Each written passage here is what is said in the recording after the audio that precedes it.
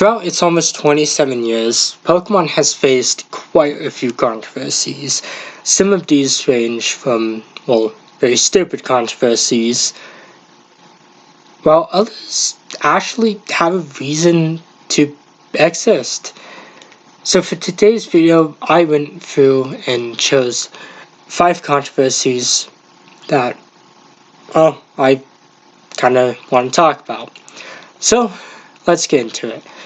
At number 5, we of course have the Cadaver controversy. Now, for those who collected Pokemon cards or who loved the anime, you might have noticed something. And that's that Cadaver hasn't really appeared in either for years, actually. Well, there's a reason behind that, or at least there was.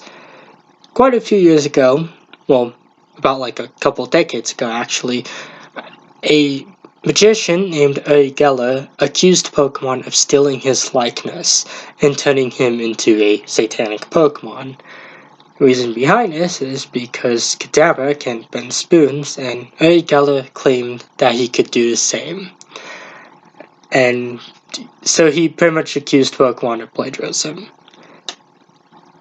The result, well, what happened next is Cadaver pretty much wasn't in any episode of the anime or Pokemon card for like the longest time.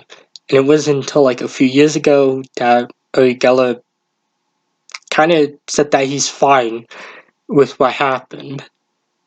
So in the end, we got Cadaver back and had to deal with one of the dumbest Pokemon controversies, but probably one of the more iconic ones. Of course, after that, we have Electric Soldier Porygon. Electric Soldier Porygon was one of the original episodes in Indigo League, and is a banned episode, as it has never aired anywhere outside of Japan. The cause of this was simple. This episode ended up causing a ton of children and potentially some adults to have seizures due to a strobe effect shown in the episode. And due to this, Pokemon was pulled off the air for a couple of months, and Porygon hasn't really been seen in the anime aside from a few cameos. This one has gone down as one of Pokemon's bigger controversies, and probably still affects it to this day. Of course, next up, we of course have National Dex. This is one of Pokemon's more recent controversies. This is, of course, talking about the National Dex for the Gen 8 games. In 2019, a few months before the games were to be released, it was revealed that you cannot transfer any Pokemon that were not in the Gen 8 games. This really ticked off a lot of the fan base, as, well, there's a lot of people who really love playing with the older Pokemon, and the fact that about 400 Pokemon at the time couldn't be transferred into new games was pretty annoying. And while the issue did get fixed with the 2 future DLCs, Crown Tundra and Isle of Armor, it didn't really fix everything. And to this day, there are still quite a few people that really hate these games. The only thing we can hope for is that the same doesn't happen to the new Pokemon games.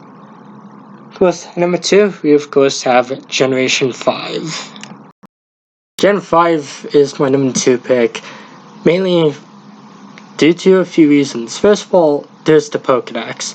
The Pokedex was kind of controversial, as a lot of people ragged on the new Pokemon designs, claiming that Nintendo and, Pokemon were running out of ideas, even though previous generations kind of had bad designs too, but also due to the fact that, you couldn't really transfer any Pokemon until you beat the game.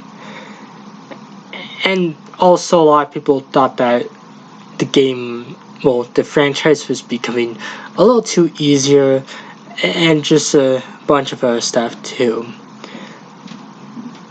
Of course, today these games don't seem to be hated as much, and in fact they seem to have more fans nowadays than when they were first released. But it's kind of sad that these games got so much controversy to begin with, because Black and White were actually two of the best Pokemon games that were released. But you can't win them all. Of course, at number one, we of course have the $60. This was kind of a minor controversy, at least from what I've seen. Now, again, this is about Sword and Shield. Now, technically, this one probably covers both Sword and Shield and Let's Go as well. But the main thing about this one was there were quite a few people who were annoyed at Nintendo for the fact that these games would be $60 at launch.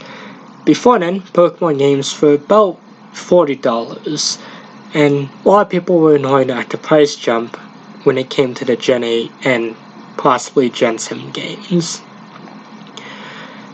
I don't really have an opinion on this one, but I can see why a lot of people were annoyed at this one.